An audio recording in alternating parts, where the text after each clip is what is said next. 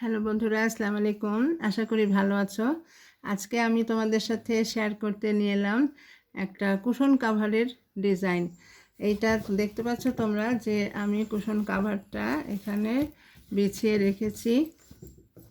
এটা একটা লাল রঙের কুশন কাভার কাজ করছি, তাই ফ্রেম লাগানো আছে। এই যে তোমরা দেখতে পাচ্ছ যে একটা ফুল করেছি, আর একটা ফুলও একটা পাপড়ি বাকি আছে, আর বাকি সবটাই বাকি। এটা আমি যেহেতু ডিপ কালার, সেহেতু আমি এটাকে জিঙ্ক অক্সাইড দিয়ে এই যে এঁকে রেখেছি। আমি এটা ট্রেসিং পেপার ফুটো করে তারপর জিঙ্ক অক্সাইড দিয়ে এটাকে এঁকেছি।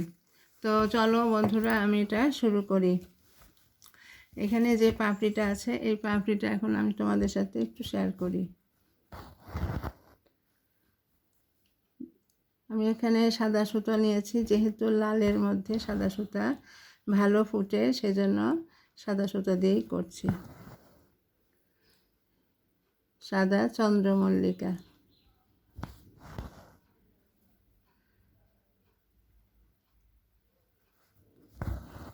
যে এখানে সেলাইটাকে ছোট ছোট ফোর দিয়ে করতে হবে। আর তবে যেখানে একটু যদি ফাঁক থেকে যায়, সেখানে পরে আবার করে উপর দিয়ে একটু সুতা বুলিয়ে দিতে হবে, তাহলে ফাঁকগুলো বন্ধ হয়ে যাবে। আর কিন্তু যদি আমরা ফাঁকটা বন্ধ না করি, তাহলে এটা একটু দেখতে খারাপ দেখা যাবে। এই যে দেখো, আমার পাপড়ির কাজ এগিয়ে যাচ্ছে।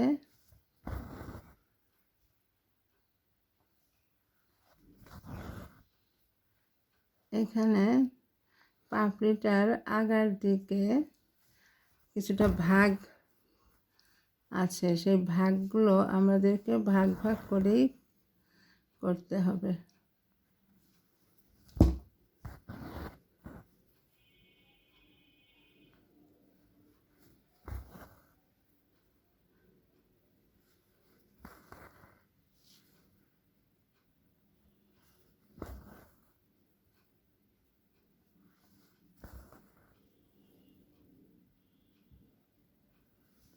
যে এভাবে একটা ভাগ হয়ে গেল।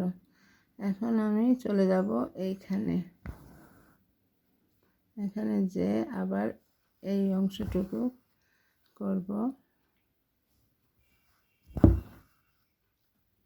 এখন আমি এইখানে আবার ভাগটা করে নেব।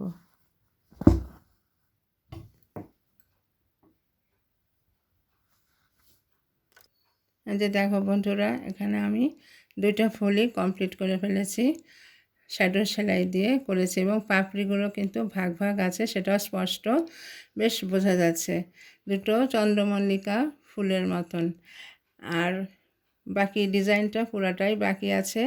বাকিটাকে শেষ করে তারপর তোমাদের সাথে আমি এটা আবার আপডেট দিব। এখন যদি ভালো লাগে অবশ্যই সাবস্ক্রাইব করো, আর সাথে থেকো। দেখার জন্য অনেক অনেক ধন্যবাদ। আসসালামু আলাইকুম।